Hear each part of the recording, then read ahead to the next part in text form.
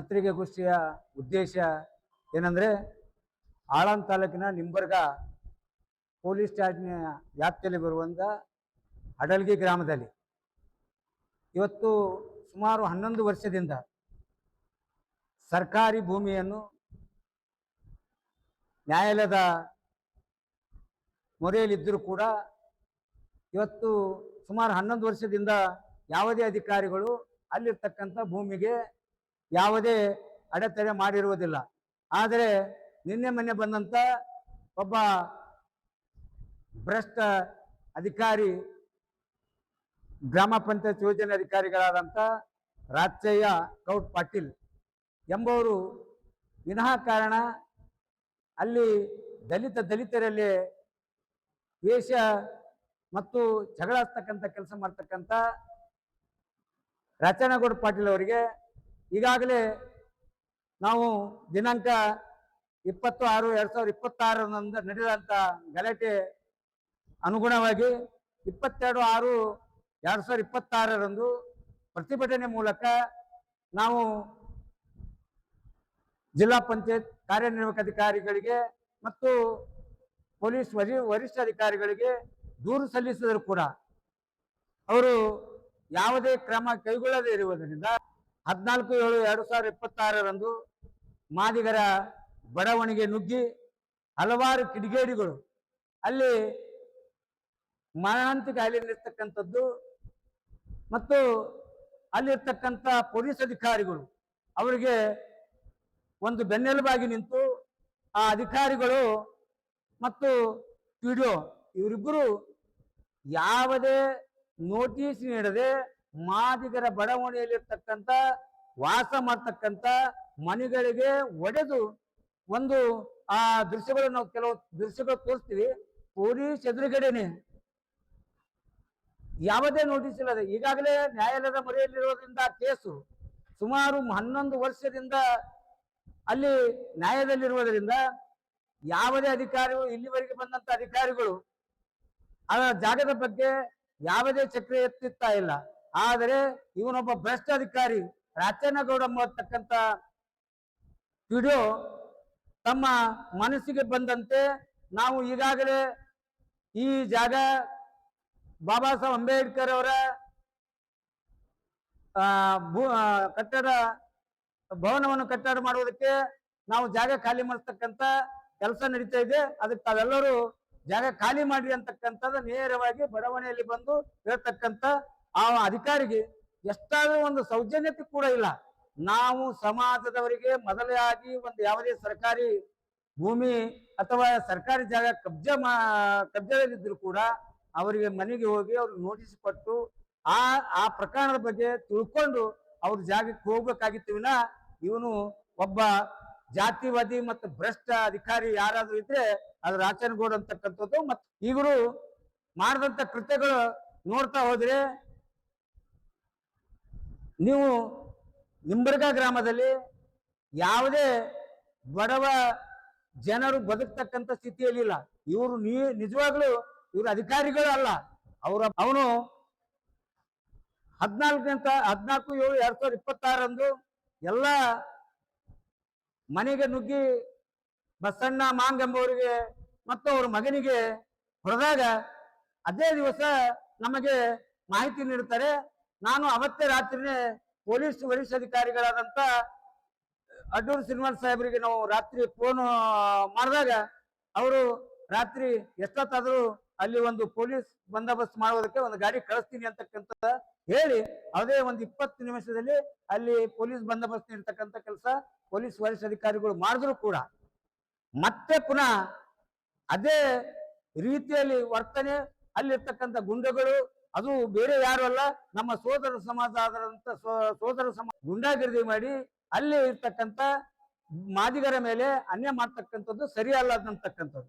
ಯಾಕಂದ್ರೆ ಅವರು ಬಾಬಾ ಸಾಹೇಬರ ಅನ್ವಯಿಗಳಾಗಿದ್ದೇ ಆದರೆ, ಅವ್ರು ನಿಜವಾಗ್ಲೂ ಬಾಬಾ ಸಾಹೇಬರ ಅನ್ವಯಿಗಳಾಗಿದ್ದೇ ಆದರೆ ಬಾಬಾ ಸಾಹೇಬರ ಜಯಂತಿ ಮತ್ತು ಕಟ್ಟಡ ಭವನ ಕಟ್ಟಡ ಅದು ಕೂಡ ನಾವು ಸಹಕರಿಸ್ತೀವಿ.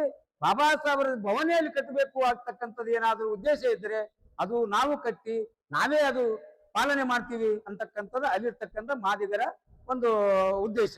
ಆದ್ರೆ ವಿನಾಕಾರಣ ಮಾದಿಗರ ಓಣಿಯಲ್ಲಿ ಹೋಗಿ ಅಲ್ಲಿರ್ತಕ್ಕಂಥ ಆ ಓಣಿಗೆ ಈ ಓಣಿಗೆ ಬಹಳ ವ್ಯತ್ಯಾಸ ಇದೆ. ಆ ಓಣಿಗೆ ಹೋಗಿ ಅಲ್ಲೇ ಭವನ ಕಟ್ಟಡ ಮಾಡ್ತೀನಿ, ಅದು ಸರ್ಕಾರ ಭೂಮಿ ಇದ್ದಿದಂತೂ ನಿಜ. ಅದು 11 ವರ್ಷದಿಂದ ನ್ಯಾಯಾಲಯದಲ್ಲಿರುವುದಂತೂ ನಿಜ. ಆದರೆ ಅಲ್ಲಿ ಗುಂಡಾಗರ್ದಿ ಮಾಡ್ತಕ್ಕಂಥ ಈ ಅಧಿಕಾರಿಗಳು ಬಂದ ನಂತರ ಅವರ ಅಧಿಕಾರಿಗಳಿಗೆ ಮುಂದಿಟ್ಟುಕೊಂಡು ಅದಕ್ಕೆಲ್ಲ ಕಾಗದ ಪತ್ರ ಏನಾಗ್ಯದೋ ಏನು ಗೊತ್ತಿಲ್ಲ ಇನ್ನುವರೆಗೆ. ಆದರೆ ಅಲ್ಲಿರ್ತಕ್ಕಂಥ ಮಾದಿಗ ಸಮಾಜಕ್ಕೆ ಅನ್ಯಾಯ ಮಾಡ್ತಕ್ಕಂಥದ್ದು ಮತ್ತು ದೌರ್ಜನ್ಯ ಮಾಡ್ತಕ್ಕಂಥದ್ದು ಎದ್ದು ಕಾಣಕತ್ತದ. ಯಾಕಂದ್ರೆ ಈಗಾಗಲೇ ನಿಂಬರ್ಗ ಗ್ರಾಮದಲ್ಲೆಲ್ಲ ಎಲ್ಲಾ ಗ್ರಾಮದಲ್ಲಿ ಕೆಲವೊಂದು ಗ್ರಾಮದಲ್ಲಿ ಮಾದಿಗರ ಮೇಲೆ ಹಲ್ಲೆ ನಡ್ತಕ್ಕಂಥದ್ದು ಸಹಜವಾಗಿದೆ.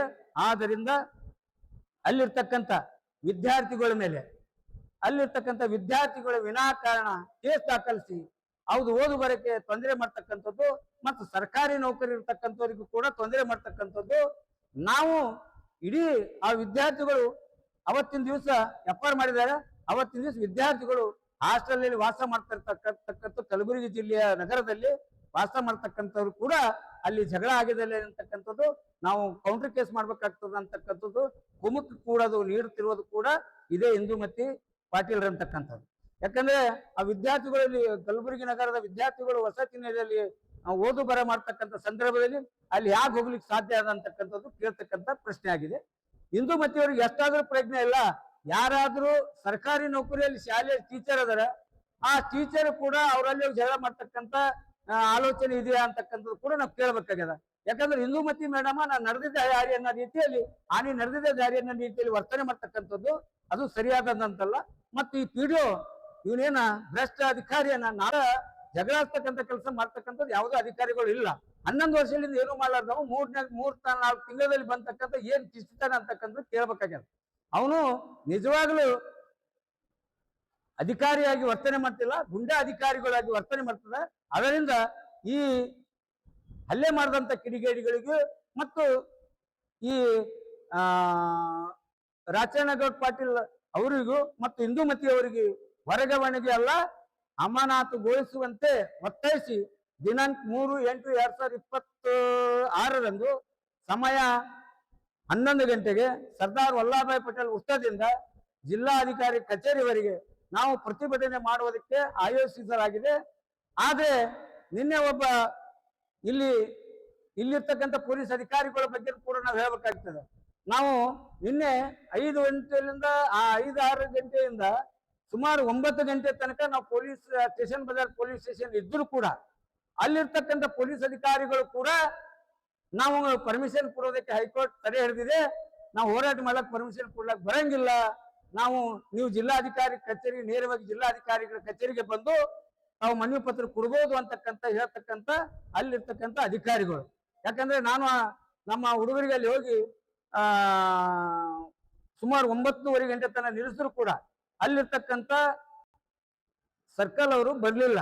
ಆದ್ರೂ ಕೂಡ ನಾನು ಫೋನ್ ಹಚ್ಚಿದೆ, ಅವ್ರ ಫೋನ್ ರಿಸೀವ್ ಮಾಡಕ್ ಆಗ್ಲಿಲ್ಲ ಅಥವಾ ಫೋನ್ ಏನಕ್ಕೆ ಇದು ಅಲ್ಲ ಹತ್ತಲಿಲ್ಲ. ಆದ್ರೆ ನಾನು ಅಲ್ಲಿರ್ತಕ್ಕಂಥ ಮೋಸಿನ್ ಅಂತಕ್ಕಂಥವ್ರಿಗೆ ಕೂಡ ನಾನು ಫೋನ್ ಮಾಡಿದೆ, ಯಾಕೆ ಪರ್ಮಿಷನ್ ಕೊಡಲಾಗಿರಿ ಅಂತಕ್ಕಂಥದ್ದು. ಇಲ್ಲಣ್ಣ ಹೈಕೋರ್ಟ್ ತಡೆ ಇದೆ, ಯಾರಿಗೆ ಪರ್ಮಿಷನ್ ಕೊಡ್ತಾ ಇಲ್ಲ ಅಂತಕ್ಕಂಥ ಹೇಳ್ತಕ್ಕಂಥದ್ದು.